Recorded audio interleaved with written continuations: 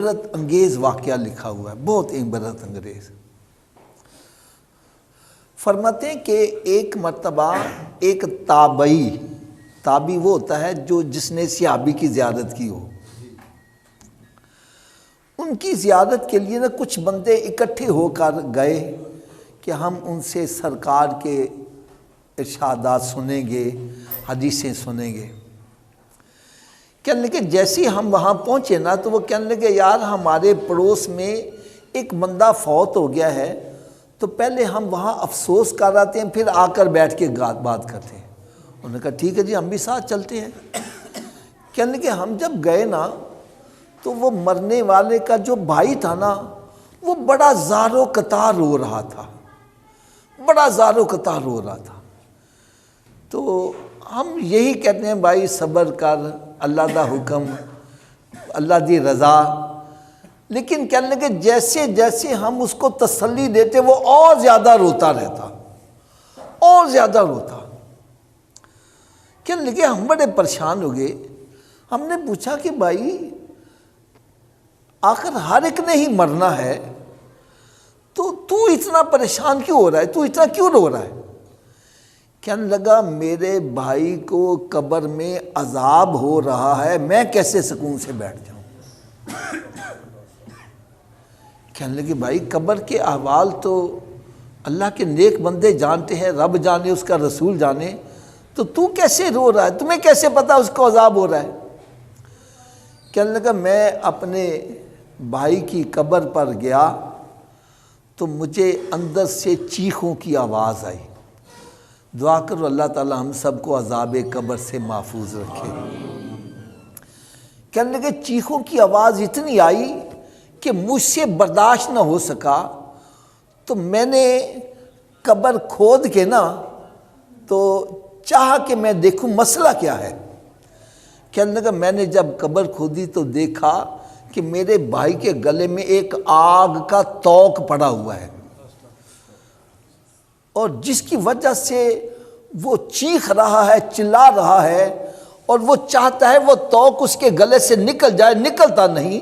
کہنے لگا میں اس کا بھائی تھا تو مجھے اس پر ترس بڑا آیا، تو میں نے ہاتھ سے پکڑ کر توق کو نکالنا چاہا تو میرا اپنا ہاتھ یہ جل گیا ہے۔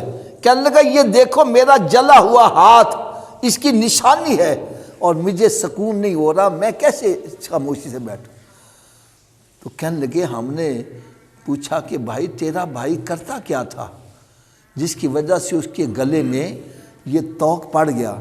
کہنے لگا میرا بھائی مال میں سے زکوٰۃ نہیں دیا کرتا تھا۔ قرآن مجید فرقان حمید کی بھی آیا سَيُطَوَّقُونَ مَا بَخِلُوا بِهِ، ان کے گلوں میں توق ڈال دیا جائے گا جس مال میں سے وہ بخل کرتے ہیں، اللہ کے دیے میں سے رب کے راستے میں خرچ نہیں کرتے۔ اور میں ایک بات آپ کو اور بڑی توجہ سے سننے والی بتلانے لگا ہوں۔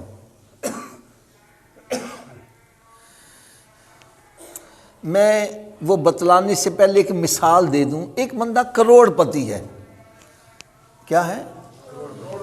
اس سے کوئی بندہ 100 روپیہ ادھارا لے لیتا ہے، وہ پوچھتا ہی نہیں، وہ کوئی سال گزر کے پوچھتا ہی نہیں ہے۔ اب وہی کروڑ پتی کنگال ہو جائے، وہ آگے کہتا بھائی میرا 100 روپیہ نکالو۔ کہتا یار اتنا عرصہ ہو گیا تو نے پوچھا ہی نہیں، آج پیسے مانگنے آ گئے ہو۔ وہ کہتا ہے بھائی اس وقت میرے پاس پیسے تھے، مجھے ضرورت نہیں تھی، آج میں کنگال ہو گیا، مجھے جو ایک ایک پیسہ دیا ہوا وہ یاد آتا ہے تو میں لینے آ گیا ہوں۔ بات سمجھ آ گئی ہے نا؟ اب بڑی توجہ سے سننا، اللہ تبارک و تعالی غنی ہے، مالک ہے، خالق ہے، وہ کسی کا محتاج رب تعالی قیامت کے روز اپنے حقوق بندے کو چاہے معاف کرنا معاف کر دے، مالک ہے۔ لیکن جو بندے کے حقوق بندے کے ذمے ہیں، بندہ محتاج ہوگا، وہ کہے گا نہیں بھائی میں نے پیسہ نہیں چھوڑنا۔ اس لیے حقوق العباد کے بارے میں بڑے سٹرکٹ رہا کرو، کسی کا حق نہ کھایا کرو۔ اگر ابھی بھی سمجھ نہیں آئی، میں ایک اور حدیث مبارکہ کا مفہوم عرض کروں۔ سرکار صلی اللہ علیہ وسلم نے ارشاد فرمایا، ایک بندہ قیامت کے روز رب تعالیٰ کی بارگاہ میں حاضر ہوگا، پہاڑوں کے برابر نیکیاں لے کے آئے گا،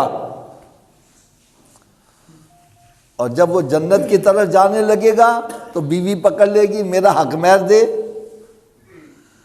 آج ہم پتہ کہتے ہیں، اور لکھ لو 10 لاکھ کے اندر نے 20 لاکھ لے لو، اسی کہنا دینا ہے۔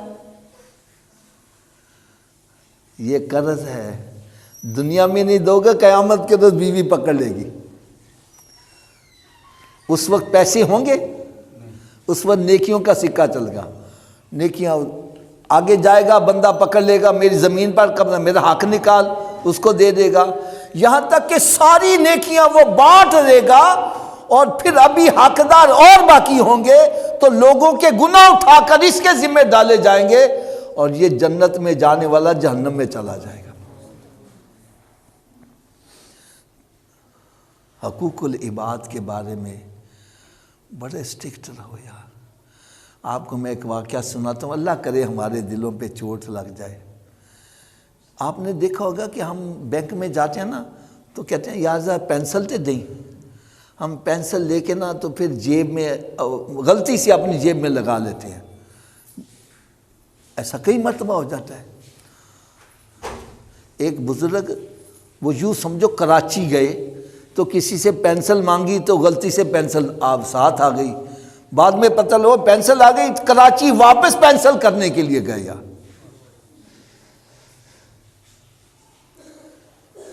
اب میری بات توجہ سے سننا، نماز حقوق اللہ میں سے ہے،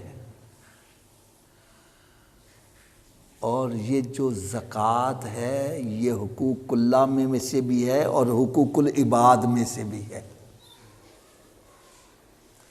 حقوق اللہ اس طرح سے کہ رب نے فرمایا زکوٰۃ ادا کرو، اور حقوق العباد اس لیے ہے کہ یہ جو مال میں زکوٰۃ ہے یہ حق ہے ہی غریبوں کا۔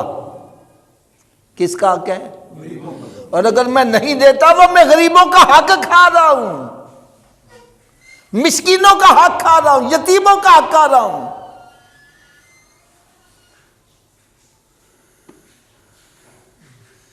اس لیے بھائی مال میں سے زکوٰۃ کے بارے میں بڑے اسٹرکٹ ہو جاؤ، گھروں میں جا کے حساب لگاؤ۔ کئی بندے ان کو پتہ ان پر زکوٰۃ فرض ہے لیکن غفلت کرتے ہو، پرواہ کوئی نہیں۔